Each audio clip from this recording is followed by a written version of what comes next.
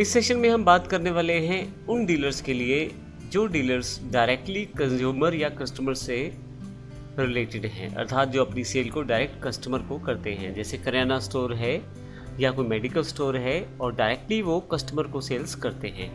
ऐसे केस में यहाँ पे ये बताना ज़रूरी है कि यदि हम अपनी गुड्स सर्विसेज को डायरेक्ट कस्टमर या कंज्यूमर को सेल करें और वह सेल अपने ही राज्य में होती है, अर्थात इंट्रास्टेट सेल होती है, तो उस केस में हमें टैक्स वाइज समरी देना होता है। ये टैक्स वाइज समरी हमें रिटर्न के समय देना है जब हम अपनी रिटर्न फाइल करते हैं। इसी तरह से यदि हमारी कोई सेल इंटरस्टेट है, अर्थात राज्य से बाहर है, परंतु 2.5 लाख से ऊपर है, तो ऐसे केस में हमें टैक्स वाइज के साथ स्टेट वाइज समरी भी देना है और इनवॉइस नंबर हमें प्रॉपर्ली एंटर करना पड़ता है। इनवॉइस वाइज भी हमें वहाँ डिटेल को मेंशन करना है जब हमारा बड़ी अमाउंट का बिल 2.5 लाख से ऊपर का बिल रहता है। तो आइए इन एग्जांपल्स को समझने की कोशिश करते हैं 2 एग्जांपल के द्वारा। पहला एग्जांपल इसी सेशन में हम करने वाले हैं जिसमें हम यहाँ पे अपने ही राज्य में सेल करने वाले हैं डायरेक्ट अपने कस्टमर या कंज्यूमर को। अभी मैंने एग्जांपल के लिए यहाँ पे 3 अकाउंट लिए हैं। सेल्स इंट्रा स्टेट, क्योंकि अपने ही राज्य में सेल है ये। कंज्यूमर स्मॉल हरियाणा, या स्मॉल से मतलब केवल याद रखने के लिए है, आप एग्जैक्ट कस्टमर का इंफॉर्मेशन स्टोर कर सकते हैं यहाँ पे। तो कंज्यूमर स्मॉल हरियाणा सन्डी डेटर्स में यदि उधार ले रहा है वो आपसे माल, और डेल लैपटॉप मुझे उसको बेचना है। तो आइए देखते हैं किस प्रकार से इसकी एंट्री करेंगे। तो यहाँ ये सबसे पहले देखते हैं कौन कौन से अकाउंट्स रिक्वायर्ड है। मास्टर्स में अकाउंट्स इन्फो पे आ जाएं और लेजर्स पे मैं आपको फिल्टर पे दिखा देता हूँ। यहाँ मैंने अकाउंट्स बना रखे हैं, आपको क्रिएट पे जाकर ये सभी लेजर्स क्रिएट करने पड़ेंगे। कंज्यूमर स्मॉल एंटर, सभी डेटर्स पे मैंने इसको डिफाइन कर दिया है इंडिया हरियाणा। टैक्स डिटेल इसका आएगा नहीं क्योंकि यह हमारा डायरेक्ट कंज्यूमर है। हालांकि यदि मैं इसे यस कर दूँ तो आप जीएसटी डिटेल्स में रजिस्ट्रेशन टाइम में डायरेक्ट कंज्यूमर यहाँ फिल करते हैं, तो उस केस में इसे कंज्यूमर माना जाता है। मैं इसे एंटर करके यस कर देता हूँ। सेल्स हमने एक इंट्रास्टेट अकाउंट बनाया है जिसमें हम इंट्रास्टेट सेल्स को रिकॉर्ड करने वाले हैं, राज्य के अंदर वाली सेल्स को, और इसे मैं सेव कर देता हूँ। डेल लैपटॉप जो मुझे सेल करना है इसको इन्वेंट्री इन्फो में मैंने स्टॉक आइटम्स के अंतर्गत बनाया है, और यहाँ पे यदि आप देखें तो मैं यस कर देता हूँ उसे। तो यहाँ पे मैंने इसके लिए टैक्स डिफाइन किया हुआ है, टैक्सेबल है 18% के साथ।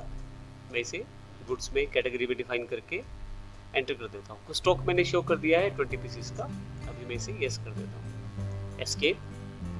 आइए देखते हैं एंट्री किस प्रकार होगी इसकी। मैं डिस्प्ले पे आता हूँ, यहाँ से डे बुक और F2 के साथ सभी एंट्रीज को यहाँ ले आता हूँ जो मेरे पास यहाँ अवेलेबल है 31/7 तक की। कंज्यूमर स्मॉल जो है अभी यहाँ पे मैंने इसकी एंट्री की हुई है पहले से।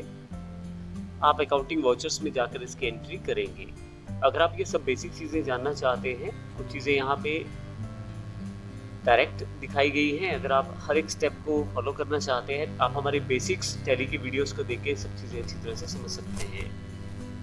यहाँ पे मैंने सेल्स बिल को डिफाइन करना है, तो इसके लिए रेफरेंस नंबर जो सेल्स का है, कंज्यूमर का डिटेल जो आपके पास इंफॉर्मेशन अवेलेबल हो, और सेल्स इंट्रास्टेट क्योंकि राज्य के अंदर ही सेल है। डेल लैपटॉप है, 3 पीस है, 26,000 रुपये प्रति लैपटॉप के हिसाब से। राज्य के अंदर है तो CGST और SGST चार्ज होगा, और फाइनली मैं इसे एक्सेप्ट कर लेता हूँ। और यदि मैं आपको यहाँ पे डिस्प्ले पे ले जाकर यहाँ से डिस्प्ले को सिलेक्ट कर लेता हूँ और स्टैट्यूटरी रिपोर्ट्स पर जाकर मैं यहाँ से GSTR 1 क्योंकि सेल्स की है इस पर अगर आपको दिखाऊँ तो यहाँ पे अलग से एक रो है जो डिफाइन करती है B2C स्मॉल इनवॉइसेस को। नेक्स्ट सेक्शन में हम लार्ज इनवॉइसेस की बात करेंगे, लेकिन यहाँ पे B2C 7th नंबर जो आपके पास रो है B2C स्मॉल इनवॉइसेस में इसकी एंट्री प्रॉपरली की जाती है। अब यहाँ पे देखें तो इसकी प्रॉपर एंट्री यहाँ पे डिफाइन की गई है। एस्केप करके बाहर आ जाता हूँ यहाँ से मैं। तो इस तरह से आप यहाँ पे डिफाइन कर सकते हैं सभी बिल्स को जो B2C स्मॉल इनवॉइसेस रहते हैं। मैंने जैसे अभी कंज्यूमर स्मॉल की एंट्री की थी जो मैंने आपको अभी दिखाई है, यहाँ पे यदि आप देखें तो ये हमारे पास ये एंट्री यहाँ अवेलेबल है जो अभी हमने की है वाउचर नंबर 2 के साथ। इसी तरह से हमने एक और एंट्री डिफाइन कर दी है नीचे की तरफ यदि आप जाएं तो 2 तारीख को कंज्यूमर स्मॉल 1 एक अलग से अकाउंट बना दिया है। सेम तरीका है अकाउंट बनाने का, जैसे कंज्यूमर स्मॉल बनाया है वैसे कंज्यूमर स्मॉल 1 मैंने एग्जांपल के लिए और बना लिया है। ये भी डेटर के अंतर्गत दिखाया गया है।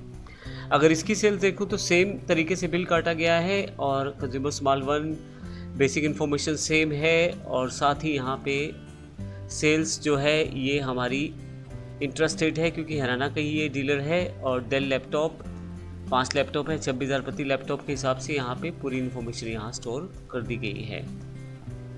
अब अगर मैं इसको देखूँ वापस जाकर रिटर्न में, मैंने यहाँ पे GSTR 1 को ओपन कर लिया है। यहाँ B2C स्मॉल इन्वॉइसेस में अभी तक एक ही बिल है जो पिछले वाला है, जो हमने कंज्यूमर स्मॉल को सेल किया हुआ है। यहाँ पे ऊपर की तरफ देखें तो अभी मेरा बिल शामिल नहीं किया गया है रिटर्न में, क्योंकि एक एरर मैसेज है यहाँ पे, incomplete mismatch information to be resolved. तो ऐसे केस में यदि आपका किसी कारण से कोई बिल शामिल नहीं किया जाता तो वो यहाँ पे ऊपर की तरफ दिखाएगा। मैं इसे इंटर करके, क्योंकि मुझे नीचे की तरफ लेके आना है इसे अपनी रिटर्न में, तो मैं एंटर कर देता हूँ यहाँ पे और देखूंगा कि क्या दिक्कत आई है जिससे ये इसे शामिल नहीं किया गया। एंटर करूँगा। एंटर करते हुए आप नीचे की तरफ आएँ, क्लासिफिकेशन यहाँ दिया गया है, सब चीज़ें ठीक हैं यहाँ पे और यस कर दें। तो देखें एक बार फिर से यस करने पे यहाँ से यह डिटेल हट गई है। तो यह डिटेल कहाँ चली गई है, नीचे देखें तो B2C स्मॉल इन्वॉइसेस अब यहाँ पे अमाउंट बढ़ चुकी है। यहाँ जो पिछला बिल है और जो ये वाला बिल है, दोनों बिल का टोटल दिखाया जा रहा है। तो इस तरह से एग्रीगेट समराइज वैल्यू आपके सामने यहाँ दिखाई जाती है B2C की, जो स्मॉल इन्वॉइसेस के अंतर्गत रहते हैं। तो इस तरह से जब हम रिटर्न फाइल करते हैं तो उस केस में इसकी डिटेल जानकारी हम यहाँ पे देते हैं जो समराइज वैल्यू के अंतर्गत रहती है। मैं इसे एंटर करता हूँ अगर, तो आप देखें दोनों बिल का इन्फॉर्मेशन यहाँ पे दिखाया जाएगा। स्किप करके बाहर आता हूँ यहाँ से, देखिए दोनों बिल्स का इन्फॉर्मेशन यहाँ से दिखाया जा रहा है। तो इस प्रकार से मैं आसानी से अपनी सभी कस्टमर्स, डायरेक्ट कंज्यूमर्स को बेचे गए बिल की समराइज इन्फॉर्मेशन यहाँ देख सकता हूँ। और जब हम इसे डालेंगे अपने रिटर्न्स में तो वहाँ पे इस समराइज वैल्यू को हमें दिखाना पड़ेगा। अगले सेशन में हम B2C लार्ज इन्वॉइसेस की बात करेंगे, जहां हम इंटरस्टेट 2.5 लाख से ऊपर किसी बिल को काटते हैं तो उसकी एंट्री किस प्रकार से होने वाली है। धन्यवाद।